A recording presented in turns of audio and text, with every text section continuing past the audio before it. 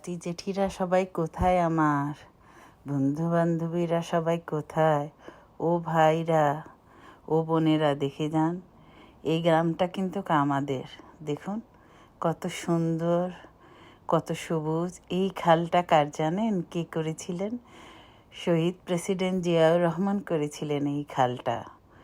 এই খালের কারণে দেখুন আমাদের এই গ্রামটা কত সুন্দর সবুজ।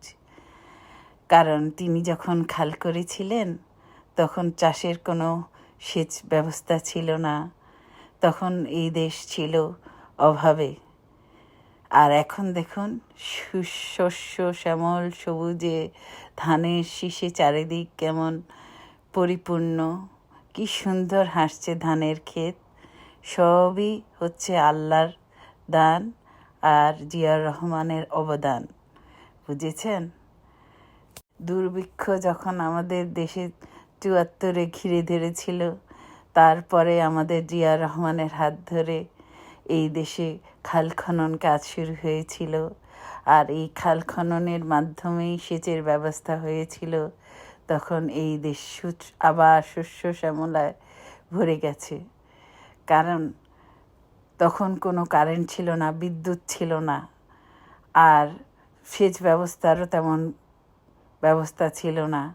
এই খালের মধ্যেই আমাদের বৃষ্টির পানিগুলি জমা হয়েছিল, আর সেই পানি দিয়েই জনগণ সেচ দিয়ে এই রকম সবুজ ক্ষেত, ধান ক্ষেত, গম ক্ষেত, কত ক্ষেত যে করেছিল শস্য, সব কিছু দিয়ে এই দুর্ভিক্ষের দেশে সবুজ ক্ষেতে পরিপূর্ণ হাসি হেসেছিল কৃষক। সেই জিয়াউর রহমানের হাসির কথা কি মনে আছে? দেখুন কৃষক কি খুশি আজ, কত রং বেরঙের ধান এখন খেতে পরিপূর্ণ থাকে। এই যে দেখছেন, এটা বেগুনি রঙের এক রকমের ধান, এটা নতুন করেছিলাম আমি আমাদের সেই ধান খেতে।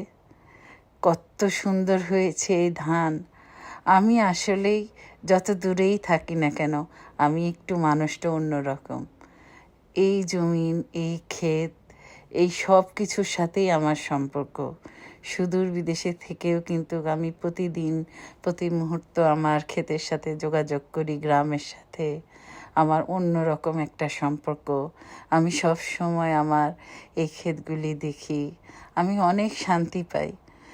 জানি আমি অনেক লস প্রজেক্টে থাকি, কারণ নিজে তো করতে পারি না, মানুষ দিয়ে করাই, তাও ভালো লাগে। এই যে দেখছেন কলা গাছগুলা, এটা কিন্তু খালের পাড়ে, পুরো খালটার পাড়ে আমি কলা গাছ আর সবজি গাছ করেছি। এখান থেকে সবজি হয়, আমি খেতে পারি না তেমন, কারণ যখন যাওয়া হয় তখন হয়, আর না হয় হয় না। আর পাশে কলা গাছগুলিতে কলা হয়, এগুলিও হয়তো আমার ঘরে নেওয়ার আগেই মানুষের নিয়ে যায়, কিন্তু তারপরও আমার করার কিন্তু শখ মেটে না। এই খালটার দিকে যখন তাকাই মনটা এত সুন্দর ভরে যায়। কি সুন্দর, এই পার থেকে ওপার পর্যন্ত কত বড় চওড়া খাল। আর বারবার জিয়াউর রহমানের কথা মনে পড়ে যায়।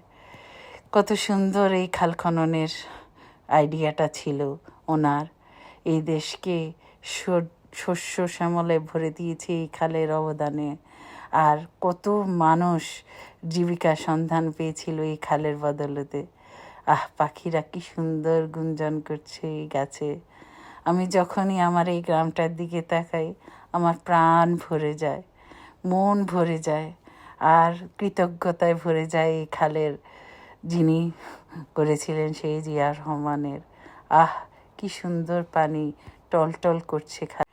তারেক রহমানের একটি কথা, করব কাজ, গড়ব দেশ, সবার আগে বাংলাদেশ। তো আপনারা ভোট দিবেন কিসে? অবশ্যই ধানের শীষে, কারণ এই ধানের শীষ দিয়েই তো আমরা বেঁচে আছি না। বেগম জিয়ার হাত ধরে, তারেক রহমানের হাত ধরে এগিয়ে যাবে এই দেশ। আমি সবসময় মনে করি পূর্বজরা যা করে যায় তা এগিয়ে নিয়ে যায় তার ভবিষ্যৎ প্রজন্ম। তারেক জিয়া নিশ্চয়ই, তারেক রহমান সেই কাজ করবেন। যেই পথ দিয়ে জিয়াউর রহমান হেঁটেছেন, সেই পথে বেগম জিয়াও হেঁটেছেন, সেই পথে তারেক জিয়াও যাবেন ইনশাল্লাহ। 12 তারিখ ভোট দিবেন কিসে? অবশ্যই ধানের শীষে।